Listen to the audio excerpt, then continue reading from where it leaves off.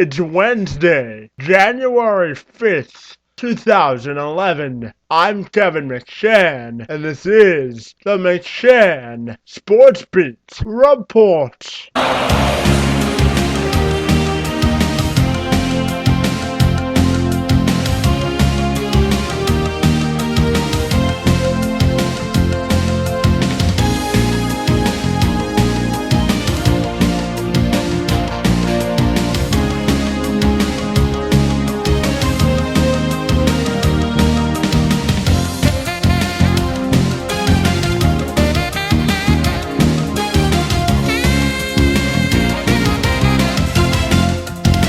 Bengals woke up expecting Marvin Lewis to return.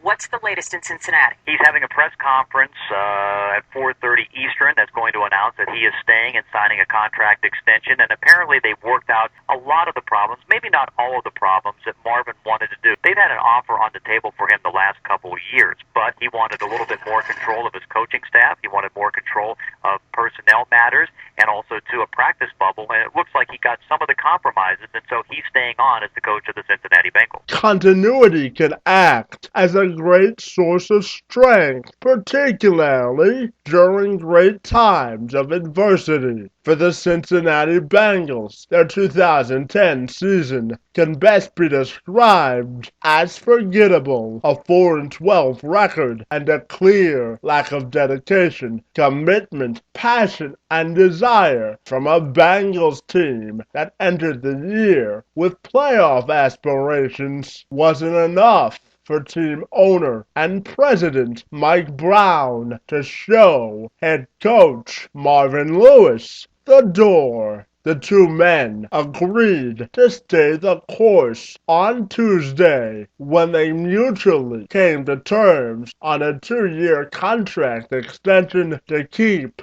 Lewis around. By agreeing to terms on his new 2-year deal, Lewis becomes the longest-tenured coach in franchise history. The Bengals have only had 2 winning seasons in the last 20 years. Under the direction of Lewis, the team has posted a record of 69-1, including 2 playoff losses to the New York Jets in January of 2010, 24-14, and to their arch-rival Pittsburgh Steelers in January of 2006, 31-17. Lewis will surpass franchise founder Paul Brown and Sam Weish for the longest coaching tenure in franchise history. Lewis's 69 losses are the most by any Bengals coach. He has one more than Weish, who led Cincinnati to a Super Bowl appearance in 1988. Both Lewis and Brown met with the media on Tuesday to discuss how they hashed out their differences, why they want the partnership between the two of them to continue, and what they hope to accomplish with the team moving forward into next season and beyond. I think this gives us our best shot going forward to be the team that we want to be. We've had a difficult year. Everybody feels we know the dissatisfaction. We're unhappy with ourselves. People are unhappy with us. That's what happens when you have the kind of season we had. But we are not far off. We are close to being the kind of team we can be. I think continuity will give us the best shot at becoming that team. We have a good relationship, Marvin and I. We work together well. It isn't an easy relationship, but it's a good one. And people don't have full understanding of how that is. It can be good. It has been good in the past with the results on the field. I think it will be in the future. Marvin? Well, I think I'm excited about the ability to continue and take the team where I want to take it. And as Mike said, none of us are very happy. It's been a season where he and I sit there and look at each other every morning, and neither one of us are happy about where we are. But yet, Monday, Tuesday, we get it back on, and we know we got to push forward and do better. And I really came to the realization this morning that this is what I wanted to do. And so we've been I would say, diligent all day to, I think, everybody talk about the things that are important to us and what direction Mike wants to see, what as we go forward as an organization that way. And I'm excited where we are. I think, as I told our players yesterday, we have a core group of guys who have endured a very difficult season on them because my inability to get our good players and ability to make plays to win games, and that's my fault. And I did not do a good enough job to put them in position to make the plays to win the games. And when you lose the close games like we did, and we didn't make those plays, and as it goes, when we're successful, I get too much credit, but when we lose, I know it's my fault. Now I get all the blame, and I want it, and it is my fault, and I've got to do a better job. So I'm excited about it to go forward. I think the other thing to me is that, as I said after the season the other night in the press conference, I do feel like it's a new beginning. I think it's a start over, way different than we were in 2003 when we began this, and there's some things that I think are important to Mike and I both that we're very sure about now. And as I work with him and we keep putting the pieces in place to make this a football team, not only that goes to the playoffs, but wins that last football game and eventually is world champions. That's what our goal is. And nobody wants it more than the two guys sitting up here, I'll tell you that, and the rest of his family and so forth, and the coaches and players. So I'm excited about the going forward. Marvin, you said all along you wanted more control over some of the decisions made, both personnel and coaching-wise. You have more control with this team. Well, I don't know where that comes from because I don't know that I've sat down here and ever said that.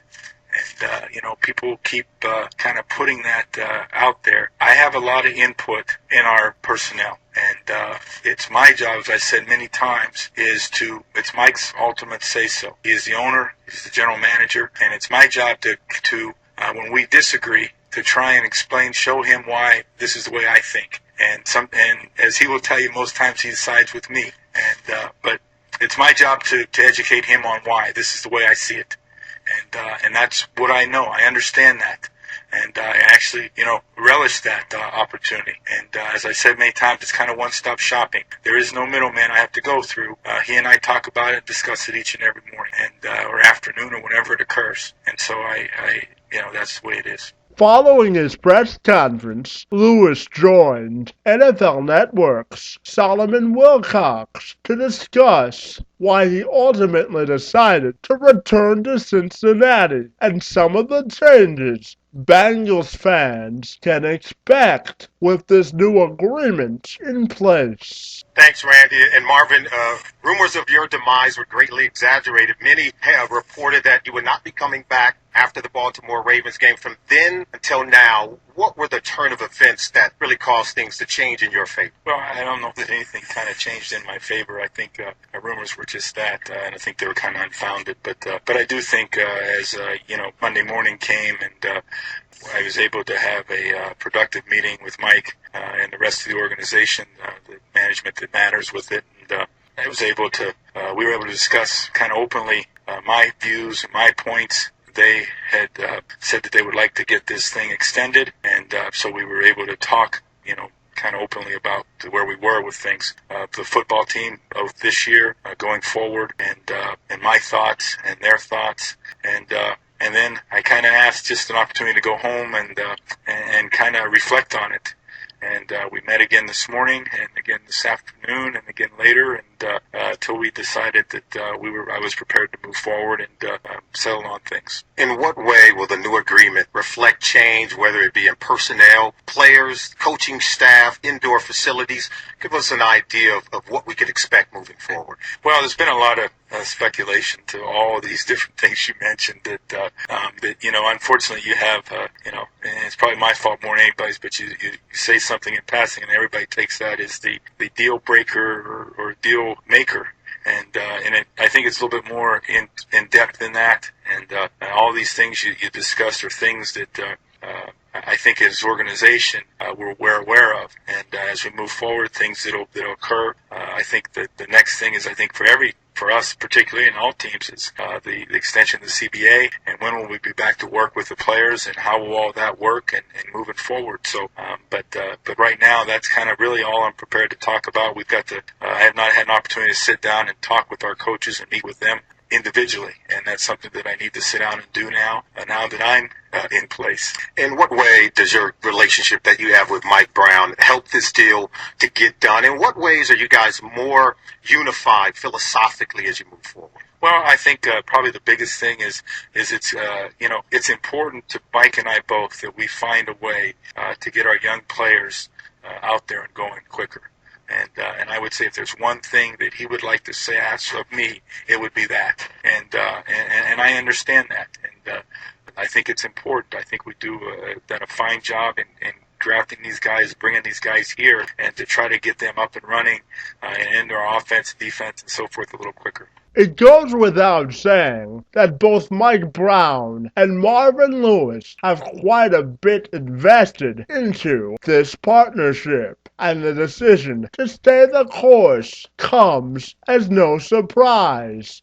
The Bengals have a very definite way of conducting their business, and Lewis fits that business model like a hand and a glove. The working relationship between Lewis and Brown has been amicable in the past, but admittedly it had hit a rough patch. But it seems as though they've ironed out their differences when it comes to personnel decisions, facilities, and their coaching staff. It's going to be an awfully busy offseason for the Bengals, who have several big decisions to make, some which include deciding on whether to bring back running back Cedric Benson and wide receiver Terrell Owens, who are both free agents to be, not to mention whether or not to pick up the option $6 million